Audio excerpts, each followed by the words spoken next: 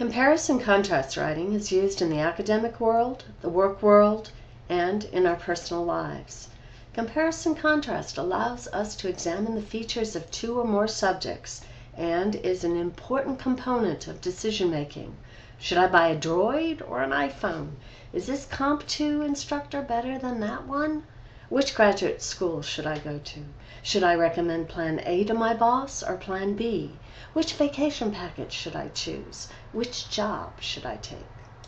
There are three major purposes when we do comparison-contrast writing: to entertain, to inform, or to persuade. An amusing comparison-contrast essay will entertain the reader. Comparison-contrast writing can help inform a reader about the nature of something that is not well understood. For example, the writer may want to use football to explain what rugby is all about.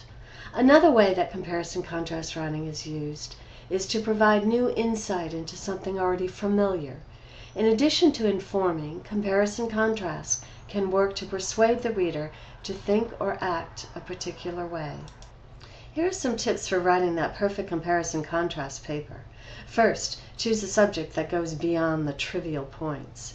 If your reader already knows the similarities and differences between one thing and another that you're going to write about, you will neither entertain, inform, or persuade your reader. Ho-hum. Don't bore them with your comparison-contrast paper on baseball versus basketball. Second, don't mention every possible point of similarity and difference between one thing and another. Select your details as it relates to your purpose. Your audience will determine the points you choose to compare and contrast. Third, figure out what your purpose is in your comparison-contrast essay and analyze your audience carefully so that you get a balance in your selection of details. Who is your target audience? It's not me, I'm just the grader, and it's not the general public. What does your audience need to know? What does your audience want to know?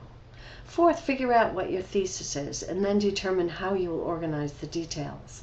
Block pattern or alternating pattern. In block pattern, all points about one subject are made, then all points about the second subject are made. In alternating pattern, a point is made for one subject, then for the other. A second point is made for the first subject, then for the other.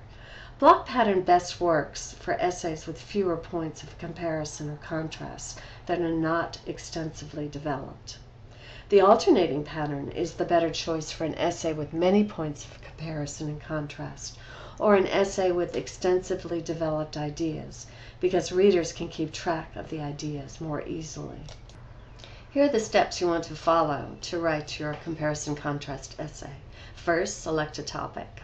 Then you want to establish a purpose. Remember, there are only three: entertain, inform, persuade. Assess your audience, write a thesis, then generate ideas, organize your ideas, and finally revise your draft. When you finish doing your first draft, you should use this checklist for your revision. First, make sure you have a sound basis for considering your subjects side by side and that your subjects are from the same category. Make sure your thesis presents your subjects and notes, whether they will be compared, contrasted, or both. Your details must suit your audience and purpose. You also need to discuss the same points for both subjects, or if you haven't, that the lack of balance does not create a problem. Make sure you avoid stating the obvious comparison and contrasts. Another step is you have used block or alternating pattern to the best advantage. Don't try to combine the two.